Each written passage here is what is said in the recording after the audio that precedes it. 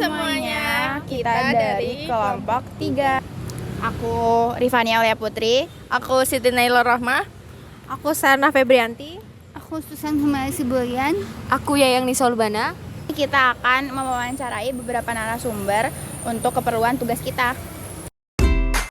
Waktunya mengganggu bapak-bapak sekalian. Perkenalkan, saya Caca dan Saya Aulia. kita dari Sastra Indonesia, Fakultas Ilmu Budaya Universitas Diponegoro. Di sini kami izin untuk mewawancarai bapak-bapak sekalian perihal tentang mata kuliah pengantar ilmu budaya.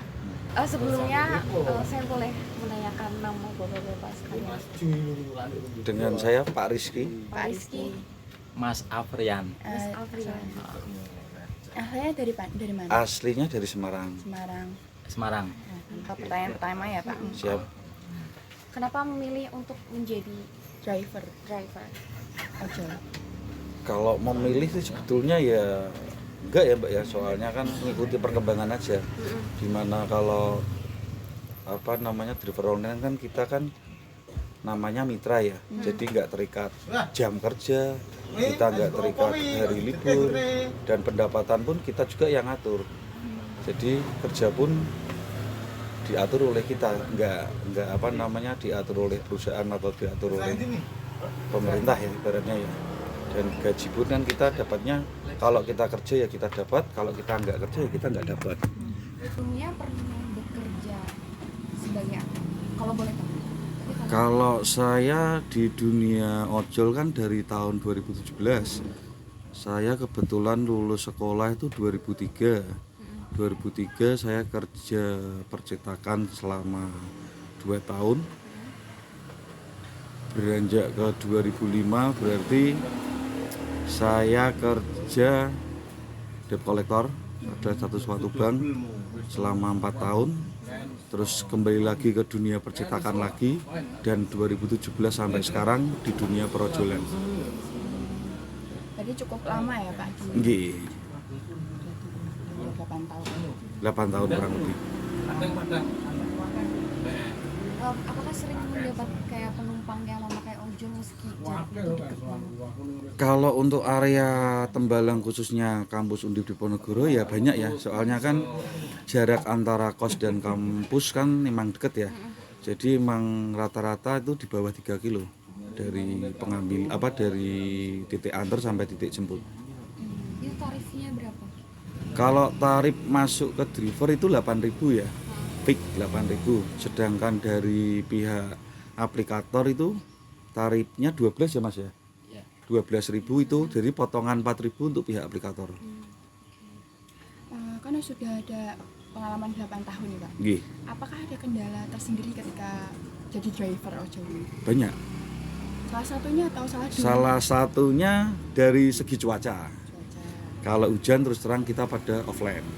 Soalnya orderan rancu. Dalam arti rancu masuknya enggak dari area Tembalang aja, bisa daerah Jatingaleh, Banyumanik. Keluhkan para customer khususnya keluhkan para driver khususnya untuk customer. Terus terang aja ya Kak ya.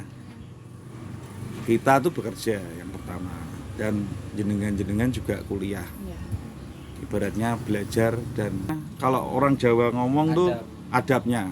Kadang tuh ada Kak, kita ngechat, Mbak saya di depan, saya OTW, nggak pernah dibaca, nggak dibales. Maksud saya dan teman-teman tuh Mbak ya Pak, gitu aja kita udah legowo, menghargai. Ada lagi yang kita nunggu sampai bermenit-menit, mikirnya dia, mungkin bapaknya udah di depan, nggak kayak gitu. Pengen driver-driver di sini tuh Mbak menghargai lah, ngetik iya gitu aja kita udah seneng. Kadang tuh Mbak kalau penjemputannya terlalu jauh, kadang tuh langsung di cancel. Nah, kadang kan harusnya gini, mereka minta tolong ke kita. Harusnya kalau mau di cancel tuh harus ngomong dulu. Pak maaf saya cancel ya Pak. Nah, itu kebanyakan tiba-tiba langsung di cancel. Kita mau nyampe lokasi tujuan langsung di cancel. padahal kan kalau si customer sendiri ngorder lagian belum tentu dapat yang dekat. Soalnya kalau di sistemnya Gojek terutama kan dia random. Jadi pas kita akun sehat ya kita selalu dapat dikasih order, walaupun itu ambilnya 1 kilo kurang lebih 2 kilo bisa mencakup. Baik. Apakah di aplikasi ojek online ini ada perkembangan sistem atau apa dari tahun ke tahun mungkin? Kalau perkembangan sistem bagi saya bukan ukuran tahun ya Mbak ya. Bukan minggu bisa berubah-ubah terus sekarang sistemnya. Jadi nggak signifikan setiap. Kalau untuk apa namanya kayak perform gitu tuh masih Mbak. Maksudnya sistem kerjanya aplikator itu loh Mbak. Nggak bisa ditebak sampai sekarang. Nggak kayak dulu. Kalau dulu kan katakanlah Mbaknya di Sigawe nih, yang Mbaknya ngorder, itu yang dapat driver Sigawe sini dekat, radius dekat. Kalau sekarang random. Kadang nanti beberapa minggu balik lagi ke dekat lagi. Jadi nggak bisa ditentuin. Nggak pasti. Untuk bonus juga nggak ada. Kalau dulu ada. Itu yang bisa dikeluhkan dari sistemnya ya. Nggih. Terus selanjutnya nih Pak, ada nggak pengalaman yang berkesan jadi ojol sama Bapak driver 8 tahunan ini ya, yang berkesan aja? Berkesan paling mengenang ya tip yang besar itu Pak. Oh, biasanya ada tip Iya, dari customer benar. gitu-gitu ya. Tapi nyuwun sewu, kalau untuk area kampus memang kita minim tip, soalnya kan dia juga kuliah ya di sini ya, kos anak kos ya kita memaklumi. Tapi ada 1-2 lah yang biasanya ngasih tip.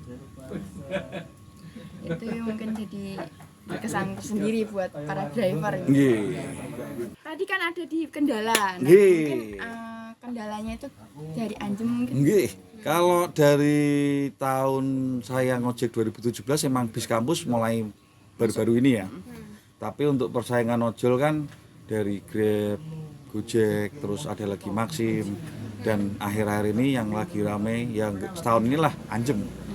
Terus terang Anjem bagi kita sangat nggak mengganggu ya, maksudnya menurunkan pendapatan kita sendiri ya. Karena apa? Di sana dia mainnya nego. Iya. Nego harga. Harusnya kalau dia mau buka seperti perojolan gitu, harusnya tarifnya harus disamain. Jadi kita sehat. Persaingan kita sehat. Katakanlah tarif drivernya 0 sampai 4 kilo 8.000 ya flatin sama 8.000. Jadi si customer juga milih, oh iya ya, kok sama ya. Nah, kalau gini kan wong goblok we ngomong, ih ini murah kok, ya mending milih yang murah, apalagi anak-anak kos nyuwun sewu nggih. Iya. Soalnya di kita terutama sini kan banyak Gojeknya. Kita kesaing oleh Grab.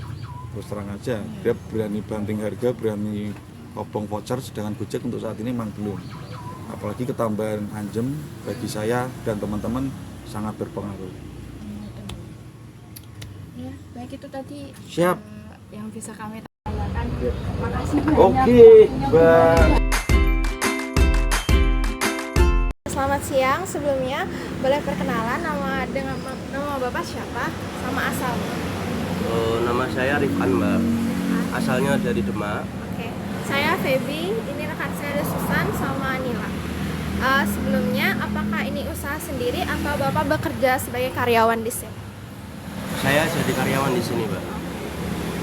Sudah berapa lama mungkin jadi karyawan di sini? Kalau di sini baru 3 tahun ya. Jadi modelnya di sini tuh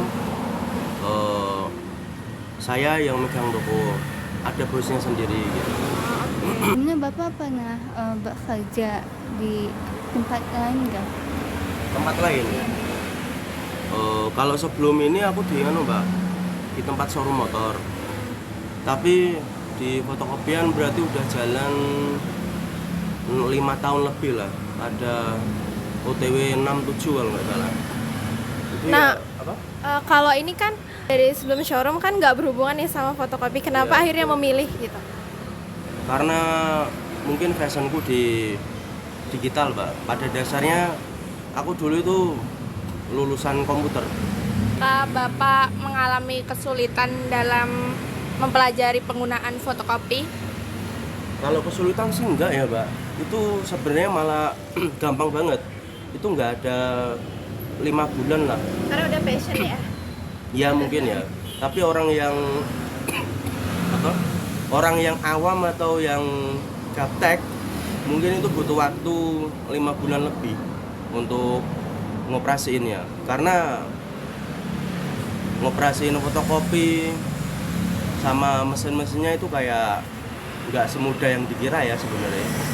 Jadi kayak kita apa ya, pakai imajinasi juga Mbak, pakai akal juga buat ngoperasiinnya karena nggak mudah.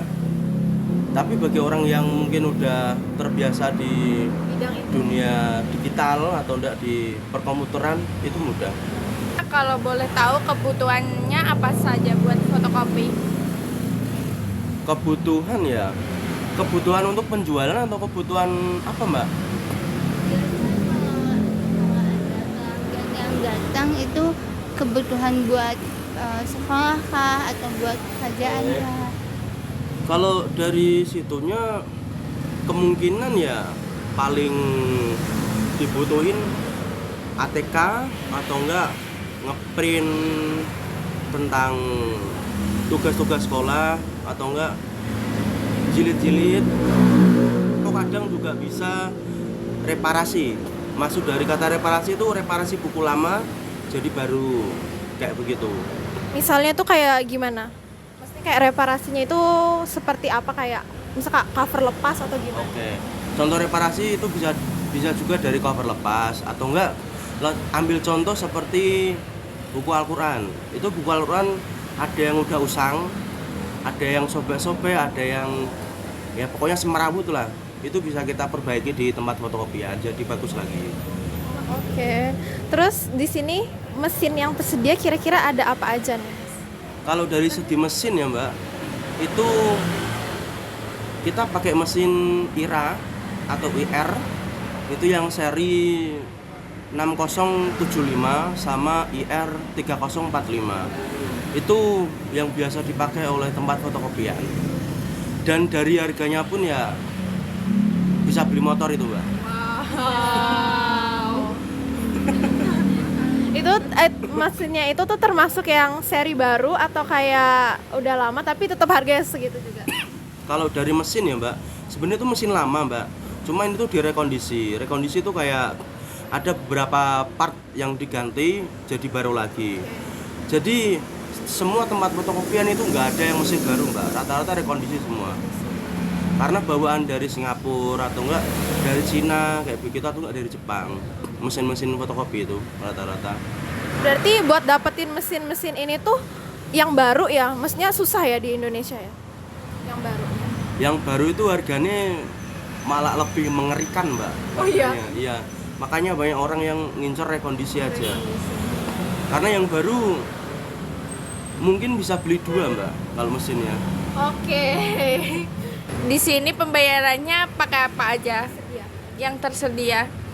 Kalau di sini tersedia ya, pertama cash itu penting ya. Kedua kris, QRIS atau apalah itu namanya. QR atau bisa dibilang gitu. Bisa all payment apa aja sih. Tapi ya paling banyak lewat QR kris itu. Karena mungkin ya di kota-kota itu cash itu udah mulai jarang Mbak. Adapun ya paling nggak semasif dulu. Kalau dulu itu rata-rata cash transfer pun hampir jarang.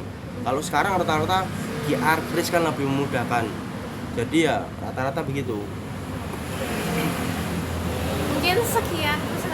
Mungkin sekian wawancara kali ini. Makasih banyak ya Mas atas waktunya, atas jawabannya juga.